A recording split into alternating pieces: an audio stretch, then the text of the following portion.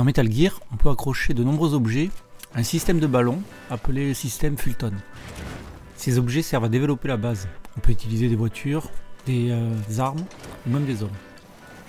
Les objets sont soulevés par des ballons, puis ensuite un hélicoptère passe rattraper les objets pour les amener à la base. Mais est-ce que cela marche vraiment? Bonjour, c'est Scientiprof dans Montrer démontrer. Depuis longtemps, on utilise des ballons météorologiques pour envoyer différents objets au-dessus de la stratosphère. On a même envoyé des gros objets, comme la capsule de Felix Baumgartner. Pour cela, on va utiliser un gaz plus léger que l'air. Comme ça, le ballon flottera au-dessus de l'air, comme une bulle au-dessus de l'eau.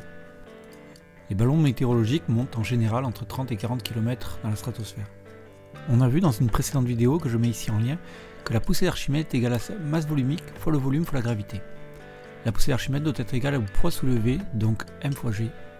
Et on constate que si on supprime la gravité de chaque côté, on a la masse soulevée qui est égale à la masse volumique de l'air fois le volume de l'objet. La masse volumique de l'air étant de 1,2 kg par mètre cube, on a donc la masse soulevée qui est égale à 1,2 fois le volume de l'objet soulevé. Il ne faut pas oublier que dans la masse soulevée, il y a la masse de l'objet que je veux soulever, mais aussi la masse du ballon qu'il faudra enlever. Il existe deux gaz très légers utilisés, c'est l'hélium. Ici j'ai mis la masse d'1 mètre cube d'hélium. Mais il y a mieux que l'hélium, il y a le dihydrogène. Mais il a un gros problème. Les Allemands s'en sont aperçus en 1937 lorsqu'ils ont construit le plus gros dirigeable commercial de l'histoire. Celui-ci s'est enflammé en direct devant des caméras, mettant fin à l'histoire des dirigeables à hydrogène. Vu les ballons de Snake, on va négliger leur poids et exprimer le volume des ballons en fonction de la masse soulevée. Donc pour soulever une chèvre qui fait approximativement 45 kg, le calcul nous donne un volume de 37,5 m3, ce qui correspond au réservoir d'un semi-remorque, ce qui paraît plus gros que les ballons dans le jeu. Felix Baumgartner est monté à 36 km au-dessus du sol avec une capsule. Il a utilisé un ballon de l'ordre de 82 000 m3. On comprend alors que lorsque l'on veut faire décoller un zèbre approximativement de 230 kg, il nous faut un volume de 200 m3. 200 m3, ça correspond à une grosse citerne. Le problème, c'est que l'hydrogène ne peut être compressé que de l'ordre de 500 fois.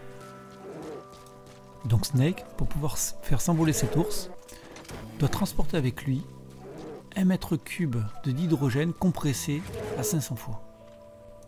On comprend alors que c'est sacrément lourd et encombrant et pas pratique sur le champ de bataille. Mais l'hydrogène est présent partout. On peut imaginer que Snake produit son hydrogène sur place pour pouvoir transporter des gros objets, des très gros objets. Snake fait des pas de 60 cm, donc on peut mesurer aussi les containers par exemple, qui font 5 m 3 par 2 mètres et 2 mètres de hauteur. S'ils étaient remplis d'eau, ces containers auraient besoin de ballons de l'ordre de 17 000 m3 pour pouvoir s'envoler. L'objet le plus lourd du jeu est un char qui ressemble à un Type 72 de l'ordre de 44 tonnes. Pour faire décoller ce char, il faudrait un ballon de plus de 40 000 m3. Ça paraît énorme et pourtant c'est la moitié du volume maximum du ballon de Felix Baumgartner. En effet, celui-ci, je vous ai dit, pouvait dépasser 82 000 m3 lorsqu'il était en hauteur.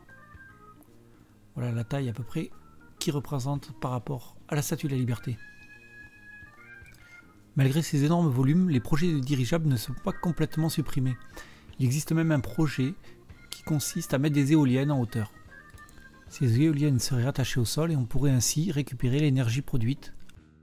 Aujourd'hui, les projets utilisent l'hélium comme gaz, qui est beaucoup plus sûr. Snake a, semble-t-il, découvert un gaz beaucoup plus élaboré. Il arrive à la compresser plus de 10 000 fois. Le problème, c'est que celui-ci est inflammable et qu'il fait apparaître des licornes enflammées. Voilà, c'était Scientiprof dans Montrer démontrer.